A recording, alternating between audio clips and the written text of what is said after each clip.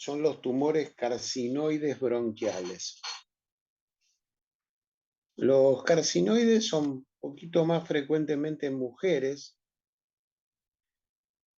Son tumores que aparecen adentro del bronquio. Son tumores que se ven fácilmente en la endoscopía. Son tumores muy sangrantes, muy sangrantes. 90% son benignos y 10% son malignos. Pueden dar síntomas por oclusión bronquial, entonces producen tos, fiebre, dolor torácico. El 50% puede tener hemoptisis. A veces se presenta como un nódulo pulmonar ubicado en la parte más central del tórax.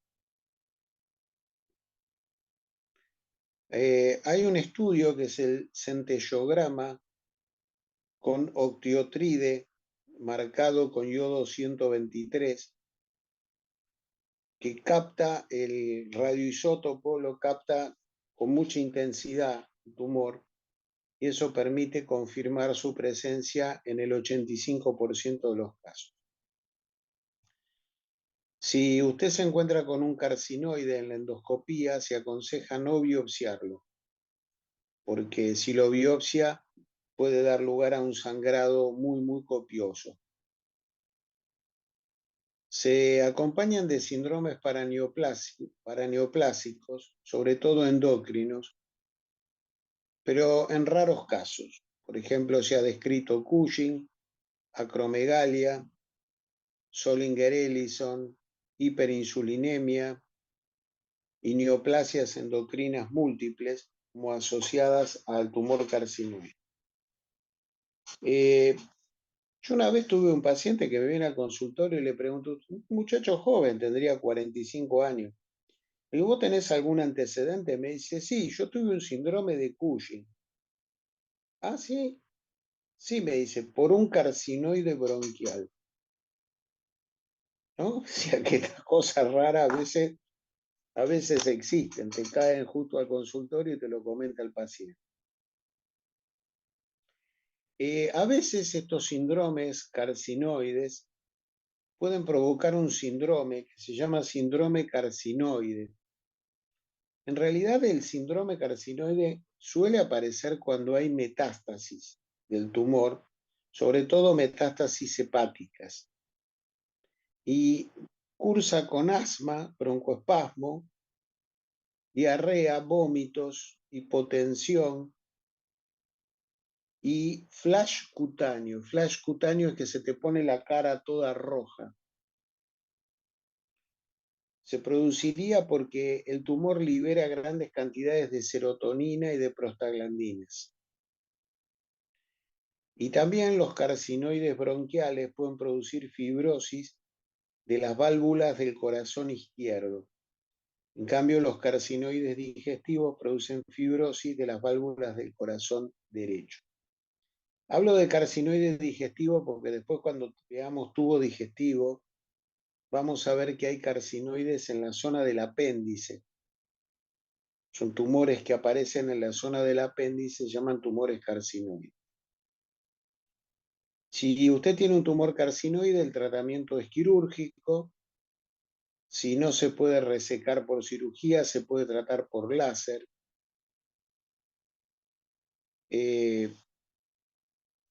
Si el tumor carcinoide tiene metástasis, a los 5 años están vivos el 60%. O sea que por más que sea maligno, es un tumor de evolución lenta. Y a 10 años pueden estar vivos hasta el 40%. Se los puede tratar con octiotride y con interferón para que no tengan síndrome carcinoide, pero no cambia eso la evolución del tumor.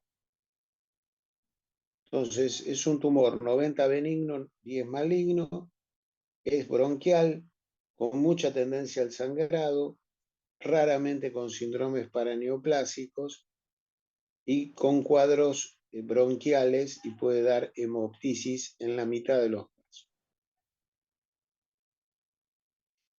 Hay otros tumores benignos del pulmón, tenemos los amartomas con H. Los amartomas son tumores que se originan en el tejido conectivo, pueden tener músculo liso, cartílago y colágeno, son benignos, son periféricos y se presentan como un nódulo pulmonar solitario. Son más comunes en personas añosas y entre un 5 a un 15% de los casos tienen calcificaciones con imágenes que simulan un pochoclo calcificado. Se llama imágenes popcorn. Llaman los norteamericanos que popcorn es pochoclo. A veces uno puede tener dudas si el tumor es benigno o maligno y a veces los operan y los resecan. Yo me acuerdo que tenía la jefa de psiquiatría del Ramos, una señora que era gran fumadora. Un día le encuentran un nódulo de pulmón, se pegó un cagazo padre, la operaron, le sacaron el nódulo y era una amartoma. Pasa nada. Pero sirvió. ¿Por qué sirvió? Porque dejó de fumar. Se pegó tal susto que dejó de fumar. Entonces, haberle encontrado el amartoma fue útil. Puede haber adenomas bronquiales que producen obstrucción del bronquio, o sea, tumores benignos del bronquio, leiomiomas bronquiales que se originan en el músculo liso del bronquio, son más comunes en mujeres jóvenes, lipomas, condromas, puede haber teratomas. Los teratomas tienen tejido epitelial, mesenquimatoso y endodérmico, y pueden tener pelos y dientes adentro del teratoma, muchas veces son quísticos. Y finalmente está lo que se llama la endometriosis pulmonar, que es un foco de tejido endometrial en el pulmón que se presenta como un nódulo pulmonar solitario y puede producir neumotórax a repetición y puede producir hemoptisis coincidente con la menstruación. Esto lo he visto. Una chica tuve que era la hija del fotógrafo de la facultad, que la chica hacía hemoptisis cada vez que estaba menstruando. Y yo no entendía qué tenía, se la mandé a un neumonólogo y me dice, mire, esto es una endometriosis pulmonar y tiene hemoptisis cada vez que menstrua. ¿Mm? Hay otros diagnósticos a tener en cuenta como el diagnóstico diferencial. Un diagnóstico es la vasculitis de Wegener. La vasculitis de Wegener la vamos a estudiar el año que viene, pero se puede presentar con cavernas pulmonares, pero también se puede presentar con nódulos pulmonares. Otro diagnóstico es la sarcoidosis, que también se puede presentar con nódulos pulmonares. Y otro diagnóstico es la metástasis en el pulmón de tumores extrapulmonares, por ejemplo, de mama, por ejemplo, seminoma, por ejemplo, melanoma, tumor de riñón. Son los tumores que más frecuentemente metastatizan al pulmón. Tumores de recto.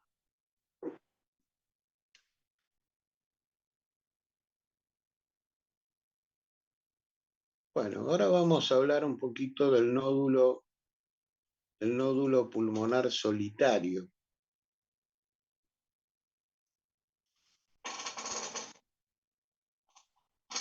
El nódulo pulmonar solitario es una lesión redondeada u ovalada con límites claros y que mide hasta 5 centímetros de diámetro. El 60% de los nódulos son benignos, el 40% son malignos. Si El paciente es un paciente joven. Joven es menor de 35 años. La lesión es pequeña. El paciente ha tenido tuberculosis o histoplasmosis o coccidioidomicosis, o sea, ha tenido tuberculosis o alguna micosis pulmonar. Es muy probable que el nódulo sea benigno. En esos casos, lo que se suele hacer es, se le sacan placas cada 3 meses. Y entonces se va viendo si el nódulo está siempre igual. Si es un tumor benigno, el nódulo está siempre de la misma manera, no crece, no aumenta de tamaño. Si son lesiones en mayores de 35 años y sobre todo si son pacientes fumadores, bueno, ahí hay que poner más empeño en tratar de ver si puede ser una lesión benigna o puede ser una lesión maligna. ¿Mm?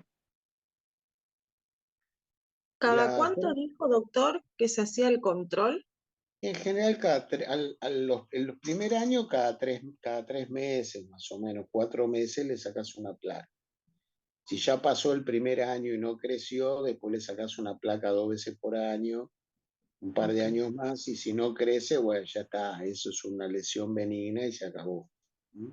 ok, gracias. Profe, o sea que si vos ves una lesión nodular en una placa, no es que directamente ya vas a ir a hacer un BAL, o No, sea, una no, no. endoscopía, etcétera. O sea, en este caso, y aislado de No, síntomas, no, lo que pasa es parece que... que es un hallazgo nomás. No, espere.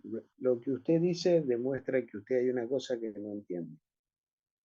Eh, Los nódulos pulmonares solitarios son tumores periféricos del pulmón. Usted le puede hacer una endoscopía y en el bronquio no tiene nada. Entonces, no toda endoscopía le va a diagnosticar el cáncer de pulmón. En este caso, la biopsia va a ser una biopsia transparietal con una aguja fina. Usted biopsia el nódulo y eso le dice si el nódulo es benigno o maligno. Hoy en día también se le puede pedir un PET. Un PET es una tomografía con emisión de positrones. En el PET lo que se hace, se le da al paciente una sustancia radiactiva que es glucosa marcada. Los cánceres solo consumen glucosa. Entonces, si es un tumor maligno, se va a concentrar el marcador radioisotópico en el nódulo. Eso indica que el nódulo es maligno. ¿Mm? Los tumores más comunes que aparecen como nódulos pulmonares solitarios son los adenocarcinomas. También es frecuente que los amartomas puedan aparecer como nódulos pulmonares solitarios.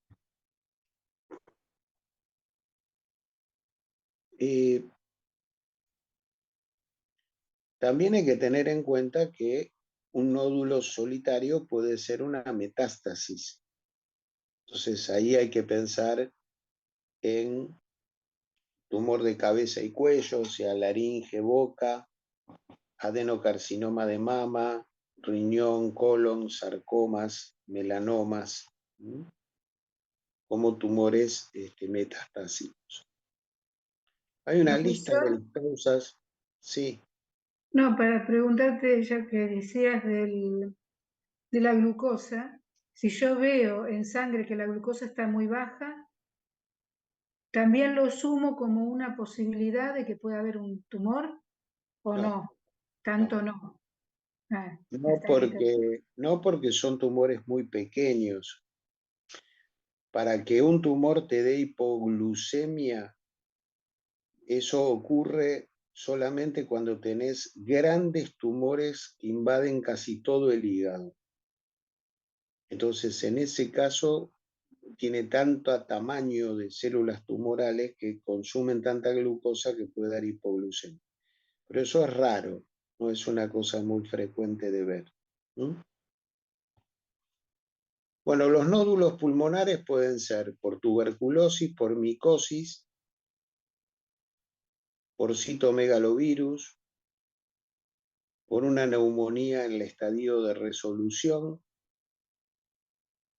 por una infección por neumocitis girovechi en un paciente HIV, infarto pulmonar, un paciente con un TEP que ha hecho un infarto de pulmón, el sarcoma de Kaposi,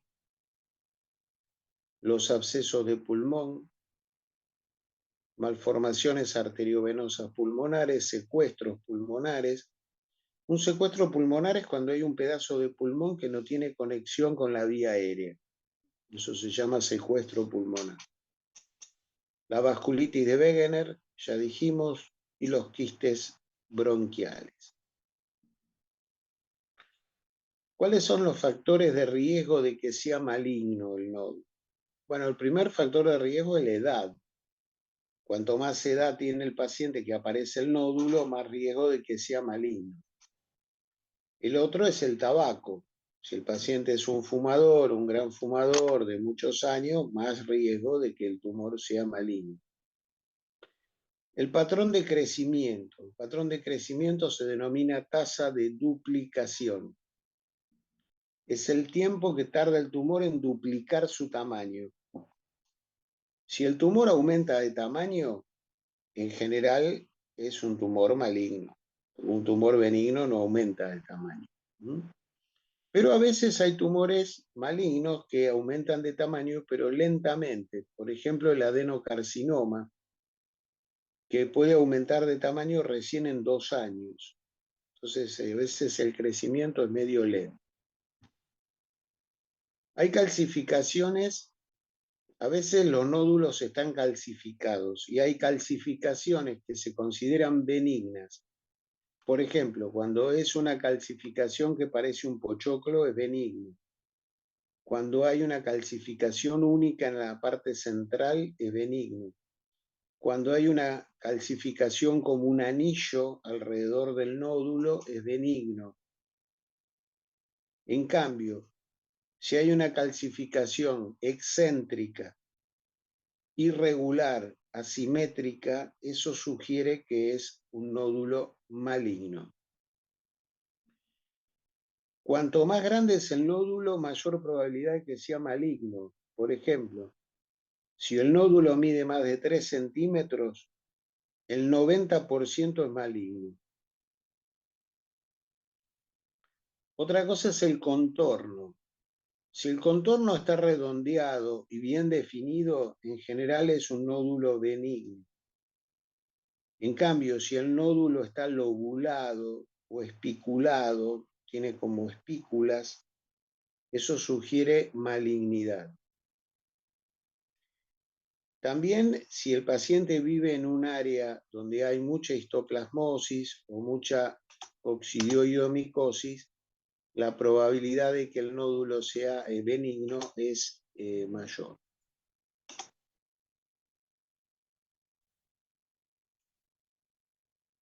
¿Cuál va a ser la metodología diagnóstica para definir si es maligno o si es benigno? Bueno, se le pueden hacer radiografías cada 3 a 6 meses. La primera vez también se le puede pedir al paciente, preguntarle, dígame, ¿usted tiene placas de tórax previas que se haya hecho en su casa? Ah, sí, tengo una de hace 2 años. Bueno, tráigamela, porque entonces uno compara la placa nueva con la placa vieja. Si el nódulo ya estaba, es un nódulo benigno. Se le puede pedir una tomografía de alta resolución.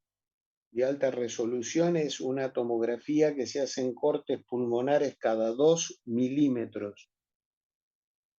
Eso permite ver mejor las características del nódulo, las características de la calcificación. Si el nódulo tiene grasa adentro del nódulo, es un amartoma.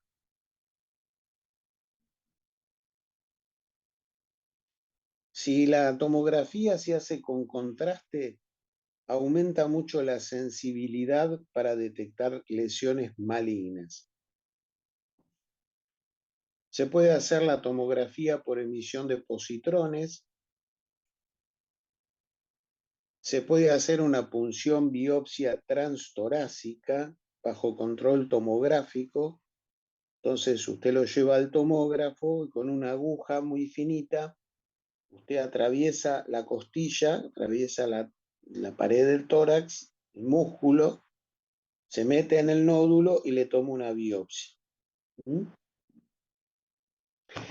Eso está un poco cuestionado hoy en día porque algunos dicen que hay un riesgo pequeño de que usted arrastre células tumorales con la aguja y que usted esté como diseminando el tumor a lo largo del trayecto.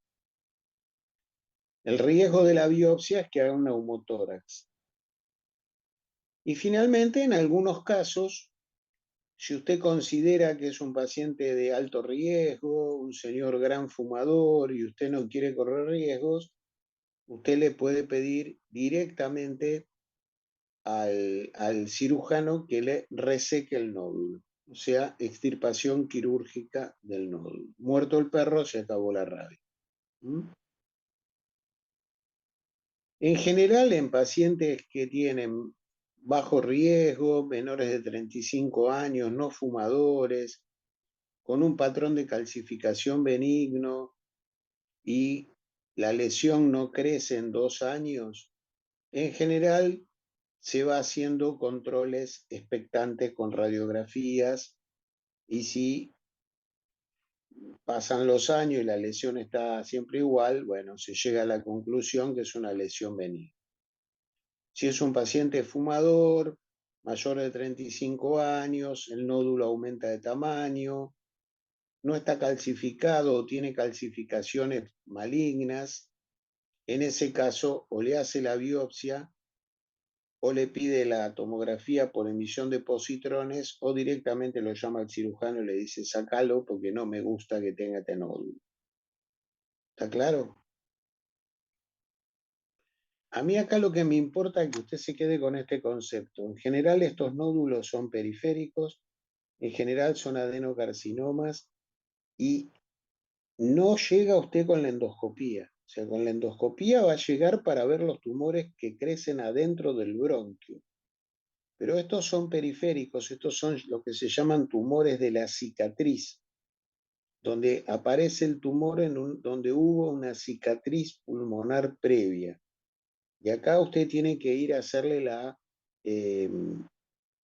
directamente o la biopsia transparietal, o el PET, o la resección del nódulo. ¿Mm?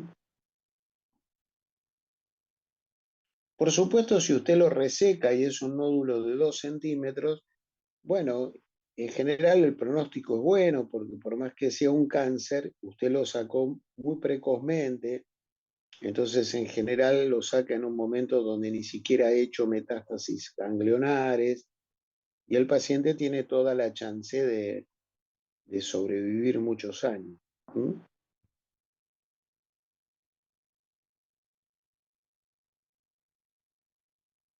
El otro día tenía en el consultorio un señor de 78 años que le diagnosticaron un cáncer de pulmón, lo operaron, le sacaron el cáncer, hace de esto 14 años. Y el señor sigue fumando, ¿no? Es terrible, vos decís, pero flaco, la vida te da una segunda oportunidad, zafaste una vez de un cáncer de pulmón, ¿qué querés? ¿Tener un segundo cáncer de pulmón? Hay que ser un poco destructivo, ¿no? Como decía Freud, hay gente que tiene una intensa pulsión de muerte, porque, no, vos decís, escúchame, Dios me salvó una vez, me salvé y sigo fumando. Pará, macho, ya no fumaste 50 años, dejate de joder, Y es ¿no? difícil de entender, profesor. Y Los sí, médicos que fuman es dificilísimo, yo no lo puedo entender. bueno, lo que pasa es que la adicción es muy difícil de entender. Algún día podemos hablar de la adicción del cigarrillo. Yo creo que yo no entendía que era un adicto. Yo soy una persona que cuando no entiendo algo me quedo pensando años en eso. Yo no entendía que era un adicto. Entonces, un día estoy viendo la televisión en la época que había propagandas de cigarrillos. Entonces aparece una propaganda que dice, Jockey, compañero de emociones. Que a mí me enseñaron a pensar en el secundario. Yo toda la capacidad intelectual que tengo es mi secundario. Yo hice mi secundario en el Buenos Aires y toda mi capacidad intelectual apareció ahí, en el Buenos Aires, porque me enseñaron a pensar.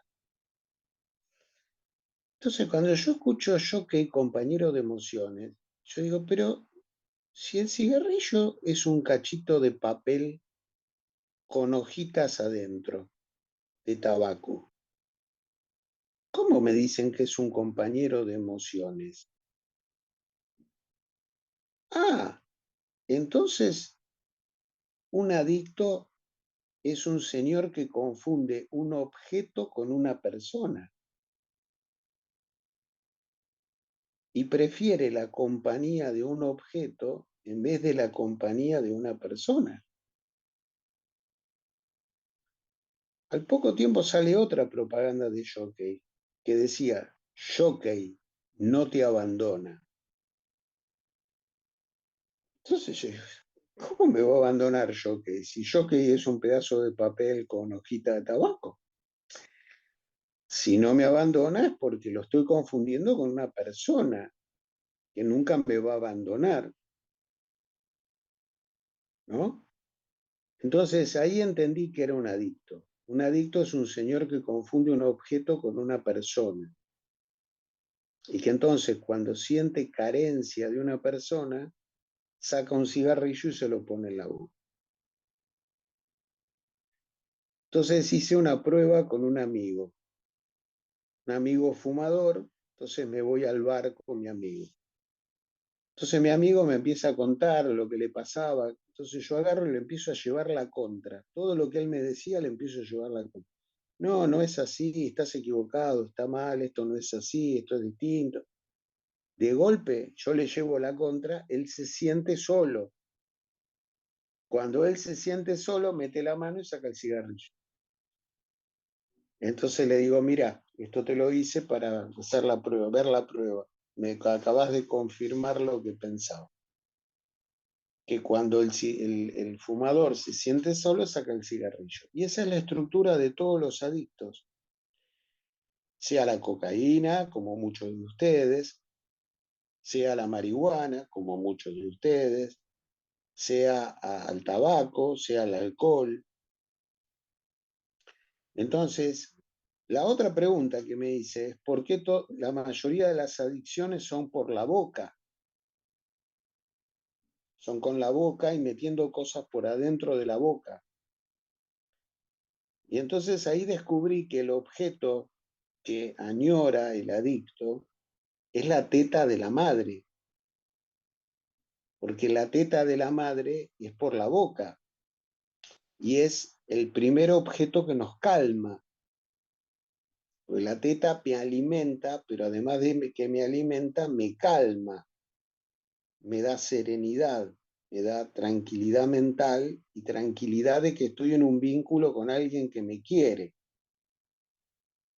Entonces, esto explica por qué es tan difícil dejar las adicciones. Porque el adicto está buscando un objeto infantil, precoz, de cuando él tenía 6 meses. Por eso le resulta tan difícil dejar de fumar. Y por eso, yo me acuerdo una vez le dicen a Maradona, pero usted tiene que dejar la cocaína. Y Maradona le dice, pero boludo, ¿vos te crees que yo soy boludo? Yo sé que me hace mal la cocaína. El problema es que yo no la puedo dejar. Pero no la puedo dejar porque necesito ese objeto infantil. Muy interesante, les digo que es muy, muy interesante todo el tema de las adicciones. Bueno, vamos a volver. Yo a veces me voy, pero bueno, creo que sirve para que ustedes abran un poco la cabeza y piensen un poquito más cuando hablan con la gente, porque es muy fácil vos como médico decirle, deje de fumar. El paciente sabe que le hace mal el cigarrillo. tonto, no es tarado, sabe que le hace mal, ¿no? Pero bueno, uno a veces tiene que abusar un poco más la inteligencia y decir, bueno, ¿por qué será que este señor se aferra locamente al alcohol o locamente al cigarrillo? Yo me acuerdo, tenía uno que era alcohólico y había tenido un cáncer de laringe y seguía fumando. Y era alcohólico. Entonces yo le decía, usted está haciendo una competición a ver si lo mata antes el EPOC o la cirrosis. Y el tipo se reía, ¿no? Pero era así, estaba haciendo una... Entonces un día le digo, usted es un hombre muy inteligente, ¿por qué no se hace adicto a algo sano? Entonces el tipo me mira y me dice, el golf. ¿Vos sabés que se hizo adicto al golf? Pero iba a jugar todos los días, llovía a cántaros y él estaba en la cancha de golf. Los tipos le decían, mirá que te va a caer un rayo en el palito de metal, está con el palito de metal abajo la tormenta, te va a caer un rayo. Adicto, adicto al golf. Bueno, 2 años no chupó, gracias al golf, ¿no? Adicto a algo sano. Bueno, muy bien. ¿Qué pasa con el paciente que tiene múltiples nódulos pulmonares? Múltiples nódulos pulmonares. Acá hablamos de un paciente que tiene más de un nódulo, puede tener 3, puede tener 4, puede tener todos en un pulmón o puede tener en ambos pulmones. Acá, por supuesto, lo primero que uno piensa son metástasis. Esto es lo primero que uno piensa. Tiene una enfermedad tumoral metastásica. Recuerden que los cánceres que metastatizan mucho en pulmón son mama, pulmón en el pulmón contralateral, después recto, cáncer de testículo, cáncer de riñón, melanoma. Esos son los que más metastatizan en el pulmón.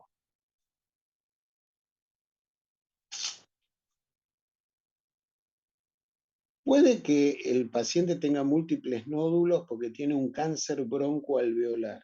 Cáncer broncoalveolar a veces empieza como nódulos múltiples en el pulmón. A veces tiene más de una neoplasia primaria, o sea, tiene cáncer de pulmón, pero tiene 2 o 3 cánceres de pulmón simultáneos. Eso es muy raro. A veces tiene neoplasias benignas de pulmón. También ahí encontramos tumores relacionados con lo hematológico. Tenemos los linfomas, mielomas y granulomatosis linfoide. Son todos tumores relacionados con la sangre. Después la tuberculosis, las micobacterias atípicas, el histoplasma, el coccidioide, la presencia de abscesos pulmonares múltiples, a veces puede simular metástasis múltiples. La sarcoidosis tiene una forma nodular, entonces a veces puede dar múltiples nódulos de sarcoidosis. La vasculitis de Wegener la llaman la gran simuladora, porque puede simular una tuberculosis, puede simular un cáncer de pulmón, la vasculitis de Wegener. La presencia de nódulos de artritis reumatoidea, nódulos reumatoideos, los quistes hidatídicos, pero los quistes hidatídicos son huecos y tienen eosinofilia en general.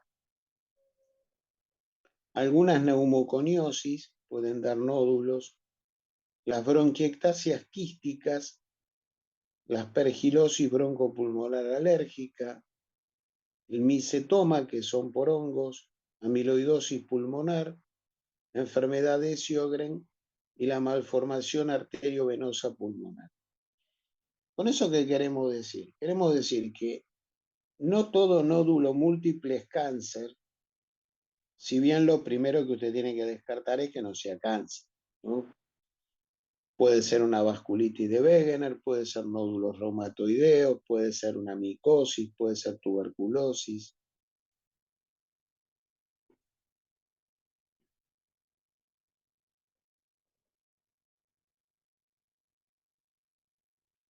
Bueno, muy bien. ¿Qué pasa con cuando usted tiene metástasis pulmonares? En general, si es una sola metástasis, a 5 años está vivo el 43%. Si son 2 o 3, están vivos el 34%, y si son 4 o más, están vivos el 27%. Aún en pacientes con muchas metástasis, a veces hay sobrevidas de hasta el 26% a los 5 años. Que sean bilaterales no significa peor pronóstico. Sí es peor pronóstico si tiene compromiso de los ganglios del ilio y de los ganglios del mediastino. Y si las metástasis son grandes, de gran tamaño, son de peor pronóstico. Doc, le hago una consulta. En el caso de que aparezca, por ejemplo, una sola metástasis, que supongamos que sea una metástasis de un primario de cáncer de mama, ¿no? Sí. Pero es una sola. Se supone que puede ser la posibilidad de que solo esté ahí y no haya afectado otros órganos y que, digamos, puede pasar que tenga solo una metástasis y que sea solo en el pulmón. ¿Se Hoy puede en día, operar? sí, hoy en día se operan. Las metástasis en general pulmonares se operan, sobre todo si son pocas. Con una o dos se operan. Si tenés Claro, 4 de un lado, 4 de un lado y 4 del te otro, quedas sin pulmón. ya, viste, me lío. Pero Claro, si porque tenés supongamos que es de mama, se le hace la cirugía de mama y se sí, puede operar la metástasis y se podría en algún se punto. opera, sí, se opera la metástasis y la paciente teóricamente queda libre de enfermedad. Hoy en día todo esto se le hace un PET, Claro, para ver si hay claro, porque el PET hiperpigmentación. el PET te puede captar que además de la pulmonar tiene una metástasis en la vértebra y tiene otra Claro. metástasis en la suprarrenal, y entonces ya es Ya no tiene sentido. ya no tiene sentido. Entonces lo que se hace es se le hace el PET, vos le palpás la mama, tiene un cáncer, lo que dice el PET. Cuando Claro. el PET dice tiene metástasis en varios lugares, bueno, ya es quimioterapia, es el estadio 4. Ok. Si solo tiene la metástasis pulmonar y es una o dos, se las puede sacar. Por supuesto, igual tuvo metástasis, igual es estadio 4, pero al sacarla, Ok, gracias. las metástasis se ven mejor con la tomografía, con el PET, y se puede hacer biopsia transbronquial, si es una metástasis que está cercana al ilio pulmonar, se hace una biopsia a través del bronquio, biopsia transbronquial. Usted atraviesa el bronquio con la aguja de biopsia y le hace la biopsia.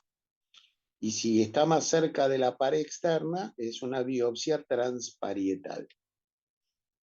Recuerden eso porque eso es pregunta de examen. O sea, ¿qué tipo de procedimiento biópsico usted le va a hacer al paciente si el tumor es mediastino, está en la parte más interna del pulmón, al lado del ilio, o si el tumor es periférico, ¿no?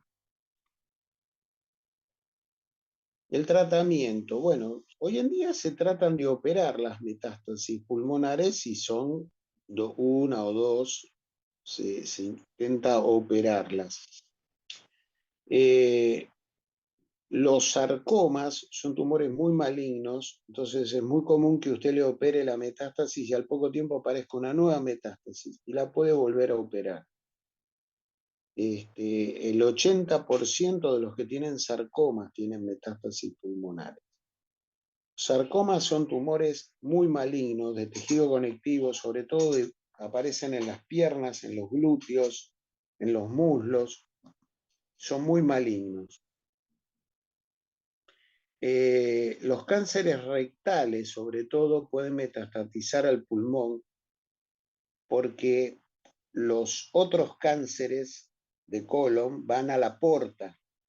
Por la porta primero metastatizan en el hígado, pero los de recto van por la cava. Entonces, al ir por la cava pueden ir más directamente al pulmón.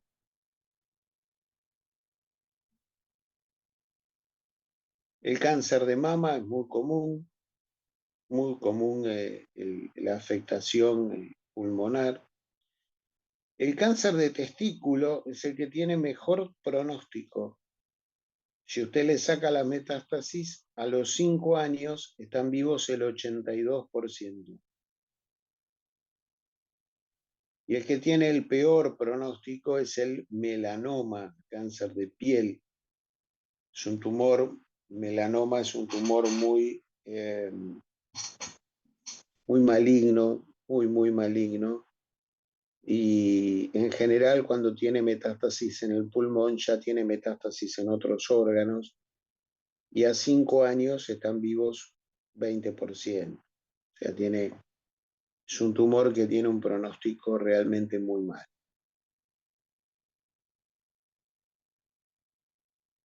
Bueno, muy bien. Ahora creo que en el paciente complejo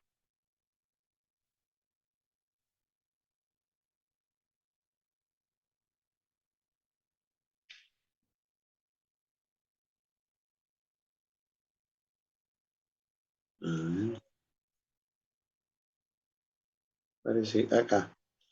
En el paciente complejo hay un capítulo que se llama linfoproliferación pulmonar. Linfoproliferación pulmonar son enfermedades en las que hay proliferación de linfocitos anormales en el pulmón y pueden ser proliferaciones benignas o malignas. Las benignas pueden ser por un pseudolinfoma. Pseudolinfoma es un paciente que tiene un nódulo pulmonar o un infiltrado pulmonar aislado, puede ser central o periférico, y si usted le hace una biopsia, es toda de linfocitos, pero son linfocitos normales, y mejoran con ciclofosfamida, que es un inmunosupresor. Está la enfermedad de Castleman, es una enfermedad que vamos a estudiar cuando veamos hematología, y lo que se llama la bronquiolitis folicular, que son bronquiolitis con nódulos linfoides asociados a la bronquiolitis. Y lo que me importa son las linfoproliferativas malignas. Ahí podemos tener linfomas en pulmón. Linfomas puede ser un linfoma primario de pulmón, o sea que el linfoma empieza en el pulmón, y puede haber también linfomas secundarios, o sea, el linfoma empieza en un ganglio y después invadió el pulmón.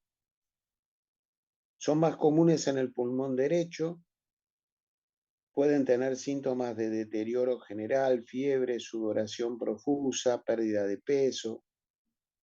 Y recuerden que el linfoma es la tercera causa de derrame pleural. Derrame pleural tumoral, primera causa pulmón, segunda causa mama, tercera causa linfoma. Entonces, guarda, cuando tiene un derrame pleural tumoral, pensar en el linfoma. El linfoma puede ser Hodgkin o no Hodgkin. Puede haber también leucemia, sobre todo leucemia linfática crónica. Hay un linfoma que se llama macroglobulinemia de Waldenström. El mieloma también y el plasmocitoma pueden dar también compromiso pulmonar. Y después tenemos dos enfermedades raras, la granulomatosis linfoidea y la linfoadenopatía angioinmunoblástica, que pueden dar también imágenes pulmonares hematológicas. Esto alguna vez he visto algún paciente con linfoma pulmonar, o mieloma con compromiso pulmonar. Por eso se los cito, porque lo he visto. Bueno, con esto hemos terminado todo lo de tumor, todo lo de cáncer. Cáncer, diagnósticos diferenciales, nódulo pulmonar solitario, tumores benignos de pulmón y las enfermedades linfoproliferativas y los tumores metastásicos de pulmón. ¿Mm?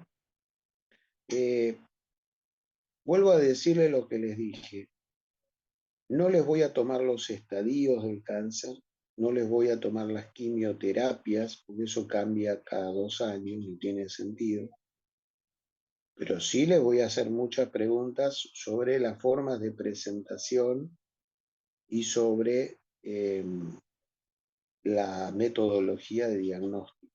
¿Mm? Para que ustedes tengan una dimensión, podemos dar algunos casitos de ejemplo para que ustedes tengan una dimensión de la complejidad. Por ejemplo, yo puedo decir, bueno, es un paciente de 56 años, fumador, que viene a la guardia diciendo que hoy a la mañana se quiso levantar de la cama y se dio cuenta que las piernas no le respondían. Lo trae la familia, usted lo revisa, el paciente tiene arreflexia, los miembros inferiores, usted le pide algunos estudios neurológicos, a nivel cerebral no tiene nada, a nivel medular no tiene nada. Usted empieza a sospechar que es una patología periférica, entonces le pide una electromiograma con velocidad de conducción nerviosa y detecta que lo que tiene el paciente es una polineuritis bilateral. Y hasta ahí, bueno, el paciente no camina porque tiene una polineuritis.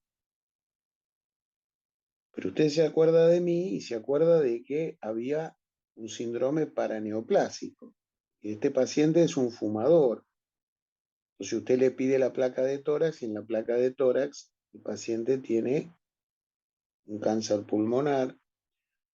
O a lo mejor no lo ve en la placa de tórax, pero usted le pide una tomografía, lo ve en la tomografía o le pide una endoscopía y en la endoscopía tiene un cáncer en un bronquio. Entonces, ahí tiene un ejemplo. Yo le puedo poner este ejemplo el día del examen. Le puedo preguntar, ¿qué fue ese cuadro? ¿Por qué empezó así? Usted me dice, bueno, esto es un cáncer de pulmón con un síndrome paraneoplásico. Hizo una neuropatía periférica motora y no podía caminar.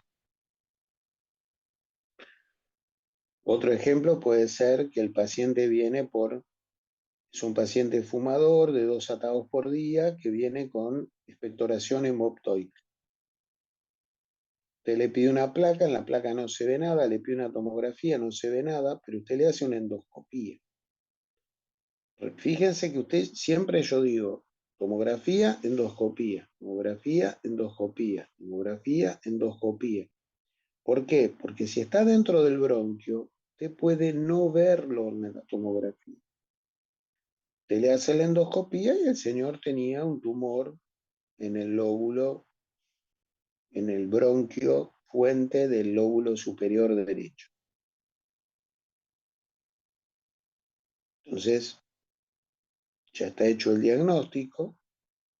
Hoy en día en general se le hace un PET para ver si tiene metástasis en algún lado. Si no tiene metástasis, pasa al cirujano de tórax y el cirujano de tórax tiene que evaluar si le puede resecar el nódulo, le puede resecar el lóbulo para que el tipo se salve. Ahí hay un tema que es importante que hablemos un cachito, que es el siguiente. Uno de los problemas es que muchos de estos pacientes fumadores son EPOC. Si usted fumó desde los 20 y pico de años hasta los 50 años, y a los 50 años tiene una sospecha de cáncer de pulmón, el problema es que usted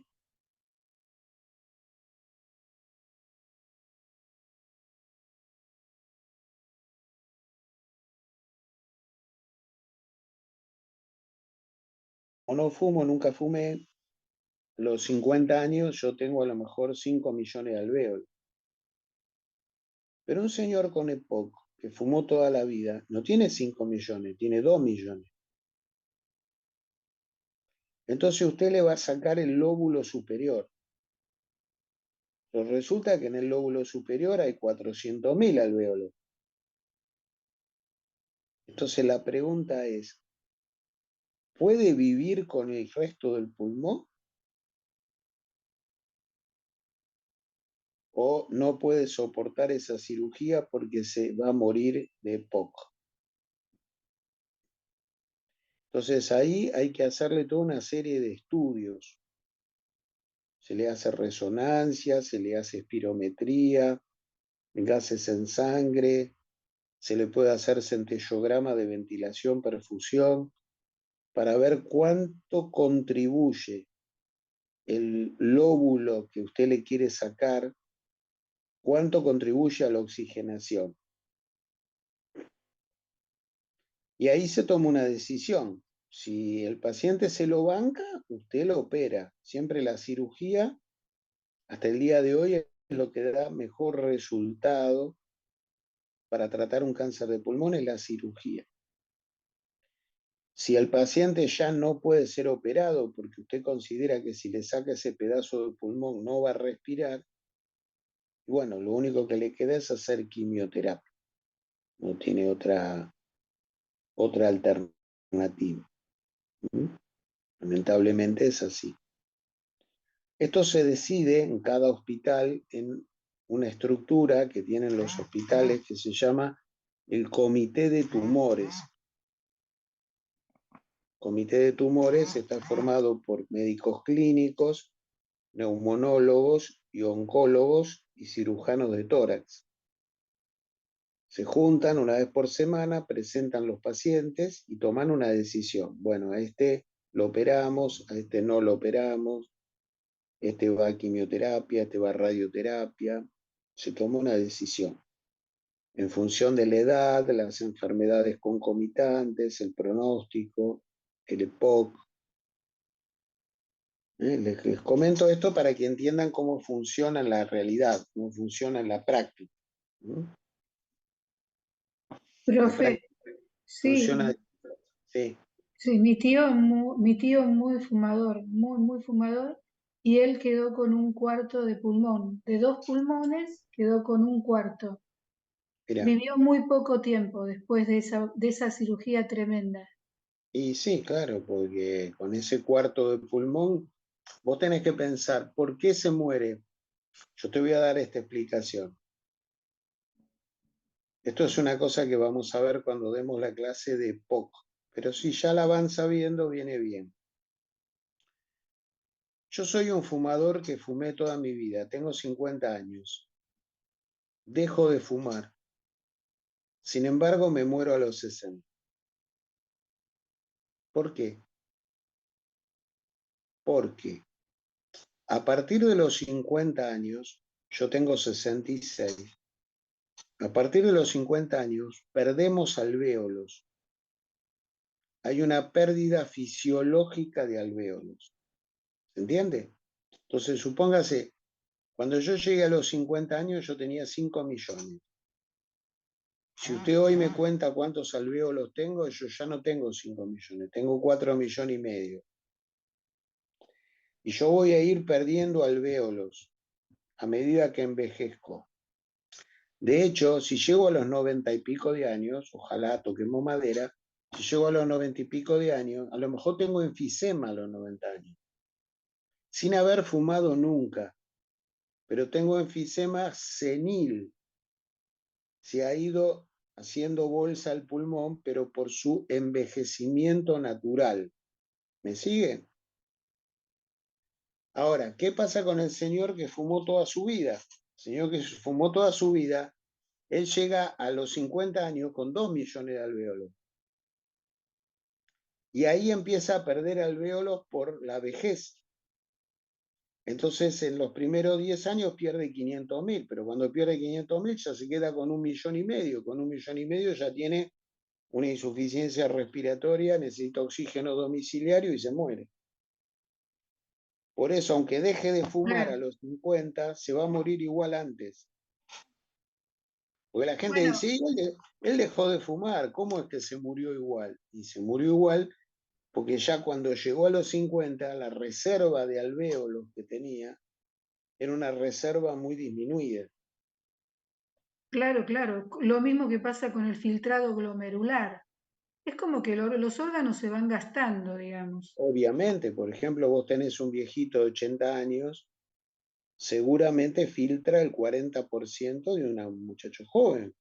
Eso lo tenés que tener en cuenta cuando le das medicamentos, porque vos le das una dosis al viejo, le das una dosis que le das a un joven, y el viejo se intoxica porque no tiene ni el hígado que lo metabolice, ni el riñón que lo elimine.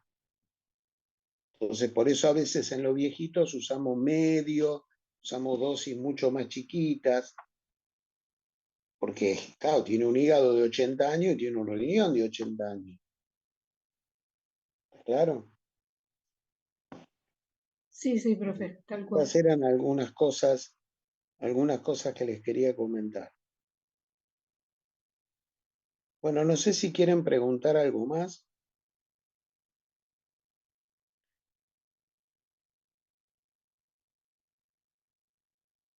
Yo te Acá me dicen, pregunto, acá me preguntan si hay algo para que la gente deje de fumar.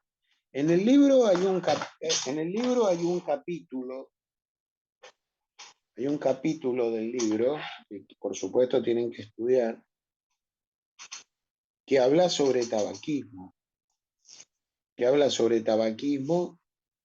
y ahí están los métodos que usted puede usar para dejar de fumar. Están, por supuesto, lo ideal es decirle al paciente que vaya reduciendo el número de cigarrillos en forma progresiva, porque es menor la abstinencia si usted fuma 8 que si usted fuma 30. Después hay que elegir un momento para dejar de fumar que el paciente esté más o menos estable. Si usted lo quiere dejar de fumar y el tipo lo echaron a hacer del trabajo, seguramente el tipo está tan estresado que no va a dejar. Después hay que hacer una especie de cadena de solidaridad en la casa y con los amigos, de que si él quiere dejar de fumar, que nadie esté fumando adelante de él y nadie traiga cigarrillos y nadie, ¿no? Se pueden usar parches de nicotina, se pueden usar chicles de nicotina, se pueden usar comprimidos de nicotina, spray de nicotina, todo eso hay en el mercado en Estados Unidos. Acá hay parches, básicamente, parches de nicotina. A veces la gente se pone el parche y sigue fumando. Entonces eso es un quilombo, porque vos le estás dando una dosis de nicotina con el parche y el tipo sigue fumando. Los parches vienen graduados, entonces cuando el tipo fuma mucho tiene que usar el parche de mayor graduación y después va bajando el parche, o bajando a parche de menor graduación para ir bajando la cantidad de nicotina.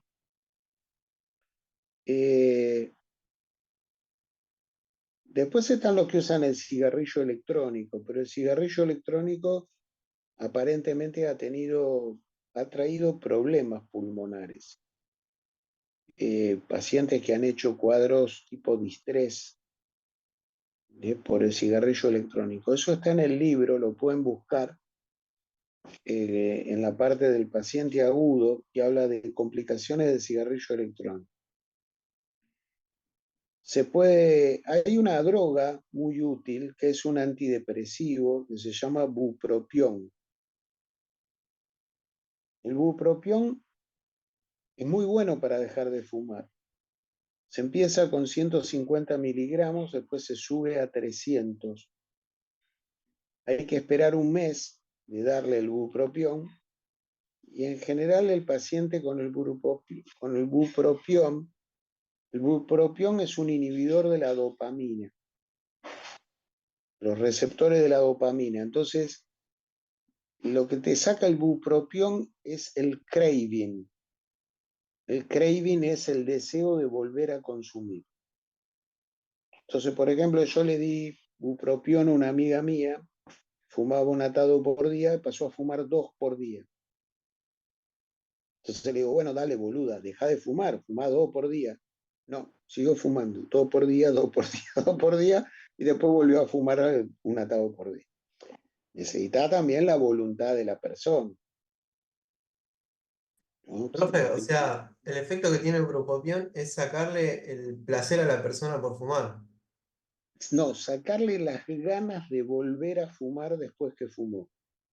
Ah, Eso se llama craving. Craving sería las ganas que tengo de volver a consumir la droga que consumí. Eso es lo que hace el bupropión, te saca el craving. Después está la vareniciclina. La vareniciclina lo que hace es ocupa los receptores de nicotina. Entonces, está bien, dejas de fumar, pero el efecto es el mismo porque la vareniciclina está estimulando los receptores de nicotina. Después te tenés que destetar de la vareniciclina. Es algo medio parecido. Después está la acupuntura. La acupuntura, yo tenía una amiga acupunturista que era buenísima. Yo le mandé 6 personas, las 6 personas dejaron de fumar. Les hacía ir 7 veces y les ponía un montón de agujas en las orejas. Y todos los que le mandé dejaron de fumar con acupuntura. Algunos hacen láser en la nariz, en las fosas nasales. Aparentemente también funciona el tema del láser. ¿Mm? Por supuesto, se le puede hacer apoyo psicológico si es necesario. Y si el paciente está muy loco, puede necesitar medicación psiquiátrica también. ¿Mm? Las dos cosas, apoyo psicológico y medicación psiquiátrica. Entonces, eso es todo lo que usted puede hacer para que un paciente deje de fumar. Yo no quiero ver a ningún alumno de 5º año fumando en la puerta de la facultad. Al que lo veo fumando en la puerta de la facultad, me va a conocer enojado. Y un escorpiano enojado no es bueno. ¿Por qué? La gente pasa por el colectivo y dice, mira los médicos, están todos fumando. Después vas al consultorio y te dicen que no fume, mira, están todos fumando. Si usted tiene que dar el ejemplo, si usted es médico, usted puede fumar en el baño de su casa cuando está solo.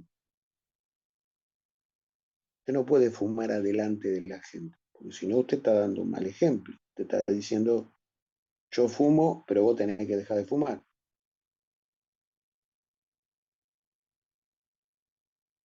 Entonces, por favor, no dar mal ejemplo. Y otra cosa, tratar de no fumar cuando estás en situación de estrés, no fumar en la guardia. Cuando estás en situación de estrés, porque eso hace que te acostumbres a fumar siempre cuando estás en situación de estrés. Y vos como médico vas a estar en situación de estrés. Entonces, no está bueno acostumbrarse a fumar en la guardia. Ahí me preguntaban por qué es más común que haya algunas cosas que van para el lado derecho. No se sabe muy bien por qué. Quizá porque tiene una distinta irrigación o porque tiene una distinta distribución, porque tiene el lóbulo, tiene la forma en que están dispuestos los lóbulos. Pero eso es estadístico, o sea, se ha visto que hay algunas patologías que van más comúnmente al pulmón derecho que al pulmón izquierdo. Lo mismo pasa en la insuficiencia cardíaca, por ejemplo, es mucho más común que dé un derrame pleural derecho que izquierdo. Eso también uno lo ve con frecuencia. Bueno, no sé si quieren preguntar algo más, si no vamos dejando. La semana que viene, no sé con qué arrancamos. Bueno, la semana que viene tenemos todo el bloque de neumonías. Neumonías, muchachos, les va a llevar 4 o 5 días de estudio, ¿eh? Muy largo. Hay que saber qué genera cada tipo de neumonía y hay que saber el plan antibiótico adecuado para cada neumonía